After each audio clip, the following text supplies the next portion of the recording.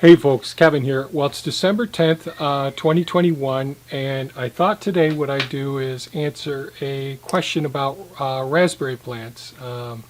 This past summer I posted a couple of videos on planting raspberry plants, and I got an interesting question here. So Richard wrote, I have an area next to my house to plant raspberries.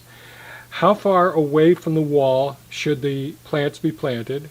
I have blackberries plants about 10 feet away. Is that a problem? I'm thinking of putting them in 8-inch raised beds. Should I? And if so, what is the good soil mix? My native soil is well-draining clay. Thank you and best wishes with your channel. Okay, Richard, you've got several questions there, and I'm going to do my best to answer some of them. Well-draining clay makes me think that you've got a mixture of, it isn't predominantly clay, because clay really isn't very well draining. So I'm assuming that you're correct with well draining. When there is clay involved, I think of raising the beds as long as you're not in a very arid environment. So it really depends on your climate, your geographic location in your climate, about the soil and all. So I think having raised beds is very good unless you're in an arid environment. If you're in a desert environment, then certainly not having your plants in raised beds is probably best. And I only use compost or broken down organic material. It could be leaves that have been broken down over time, could be grass clippings, could be wood chips, sawdust, but as long, or a simple composting or decomposing horse manure that's been around. I like having a mixture of different organic materials for creating the soil mix. Raspberry plants and blackberry plants both enjoy the same, relatively the same soil and environmental conditions to do well. As far as planting blackberry plants and raspberry plants within the same location, there's two sides to my thought processes. The first part is horticulturists will tell you that, well, since they both have similar potential disease pathogens or pests, the closer you have them together, it's almost like having a monoculture. So if a pest moves in or a disease process affects the raspberries, it'll probably affect the blackberry plants as well. So many people will try to keep them separate so that there's less chance of disease transmission. Having said that, there are many people who have very small yards, and if you're able to stay on top of things and keep a good close eye on the plants, I don't really see a problem with planting these plants relatively close to each other. 10 feet apart I think is okay. It's being able to monitor and maintain the M&Ms, really being able to monitor the plants that you're putting into the soil, and your ability to be able to maintain them is very, very important. Observation, if you're not familiar with it, or if it's been years since you've grown these plants, I'd say at least twice a week, getting out, looking at the plants, looking at the canes, how they look, looking at the leaves themselves, looking at the flowers, looking at the berries, looking at the ground cover, going out on windy days, on rainy days. All of those sorts of things I think are pretty darn important. With respect to planting the plants close to the house, it really depends on your exposure. So the first thing is, blackberry plants and raspberry plants, really if you want to have bountiful fruit and really healthy plants, you really need lots of sun exposure. So ideally being on the south side of a house if you're in the northern hemisphere, in the north side of the house and if you're in the southern hemisphere. So really going out at several times a day and looking at, or at least in early morning, afternoon, and evening hours, trying to decide, geez, how good is the sun going to hit this place where this plant is? The other thing is, with planting up next to a house is, what sort of an overhang do you have on your house? How much water, how much rain, precipitation do you get each year? If you plant the plants right directly under an overhang, there's more of a chance of mold and other disease issues, and their feet being wetter than these plants like. Raspberry and blackberry plants don't like wet feet. So that's one of the reasons to plant them up above the soil. But if they're getting more than just the rain on them because they're getting the runoff and the condensation that comes off of a drip edge, that could potentially be an issue as well.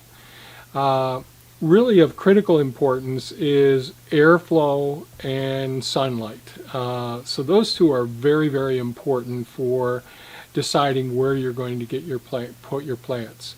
So aside from just looking and say how much sun exposure is occurring here, we also want to think about how well is the air flowing between these plants. One of the reasons that we prune our various berry producing plants down to a manageable level is because we want good airflow going between each one of the canes or branches that are coming up from other types of berry bushes, so that we get really good airflow, good sunlight exposure to all of the leaves that are there as well. So certainly in either late fall or early spring, before everything breaks dormancy, getting rid of the floral canes. Those are the canes that have overwintered from the previous season. And the primal canes are the ones we want to leave for the next season so that they can turn into floral canes and produce more fruit as well. Depending on how much time you have to devote to managing the various raspberry plants and blackberry plants, I would, if I didn't have a lot of time to manage them, I wouldn't necessarily want to put them right up next to a house.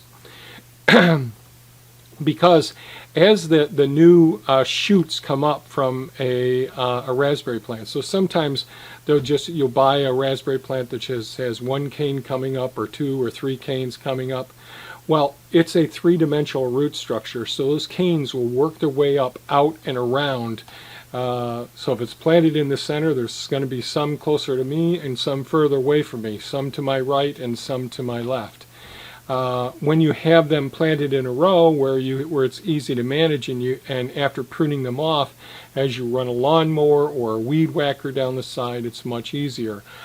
Being next to a building, depending on what your circumstances are, how much space you have behind it, it'll be more challenging, more time spent getting down on your hands and knees unless you're using some sort of weed fabric or whatever.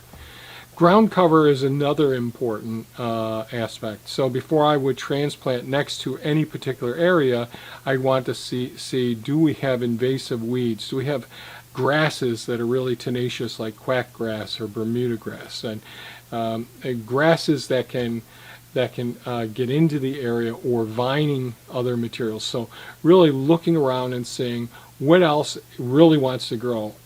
Here's an example. So if you watch some of our videos, you can see where our house is and see that in our eastern garden plot, you can see the dog run, which has a really nice block wall all the way around to keep our dogs inside of the dog run. It looks like wrought iron. They're actually aluminum, less maintenance. Grates fencing on top of the 2-foot tall block walls. Well, when I was first growing blueberries here for easy production, we thought, geez, we'll just have them all around the outside of that block wall. And that worked out fantastic initially while the blueberry plants were small. But as the blueberry plants got larger, in order to maintain a really good conformation, the morphology, the shape of the plants, to make it easy to harvest the blueberries, to have good airflow, good sun exposure and all, well, the plants started getting quite big. And so it was harder to get between the block wall of the dog run and the blueberry plants, and it got to be somewhat of a hassle. The second thing that I did that was really a big dumb mistake is I put a very invasive weed or herb, as I would like to think of it, at the base of it. And it really covered the ground beautifully, but spearmint grows pretty darn tall. So we had all of this foliage growing up within the stems of the branches of the blueberry bushes, which decreased airflow, decreased sunlight, increased moisture retention. The leaves weren't drying out as well, so disease could take over. Now, I transplanted them out of there before the disease really got a foothold on them, but the roots of the spearmint got completely intertwined into the roots of the blueberry plants. When roots are really tenacious and they work their way into the root structure, the surface area of the blueberry plants or the raspberry plants or the blackberry plants, it decreases the nutrients and the symbiotic mutualism form of mutually beneficial relationship that it has with the other plants around the area.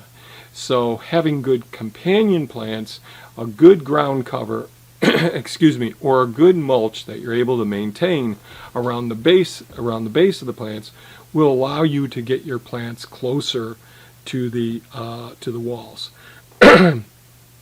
Our heritage red type raspberry plants that we have will get as high as excuse me, can achieve as much as it definitely get 4 or 5 feet tall and sometimes 6 feet tall. And if they aren't being pruned aggressively enough, and you have to decide how much pruning you want to do each season to maintain a healthy environment. So if it's the closer to the wall, the fewer the canes. The further away from the wall, the more canes you can have, because a bush that's 5 or 6 feet tall could be 3 feet wide or 4 feet wide as the berry load really starts to develop on it, and they'll lean out to the sides. And again, they still need good air infiltration between the branches or the canes, and they still need lots of sunlight as well. So I hope this was somewhat helpful. I can't give specific recommendations because I can't see your place, but hopefully these steps that I go through to decide where to plant things, and believe me, I haven't made every mistake in the world yet. I have more time to make more mistakes yet, I'm sure. So if you found this video of value, please give us a thumbs up, share it with your friends, and by all means, folks, stay safe, take good care of yourselves, and experiment. I think it's really good to grow as many different berry varieties as possible, but remember, it's the amount of motivation, the amount of time you've got, and your management time are really, really important. Thanks, folks. Have a great day. Bye-bye now.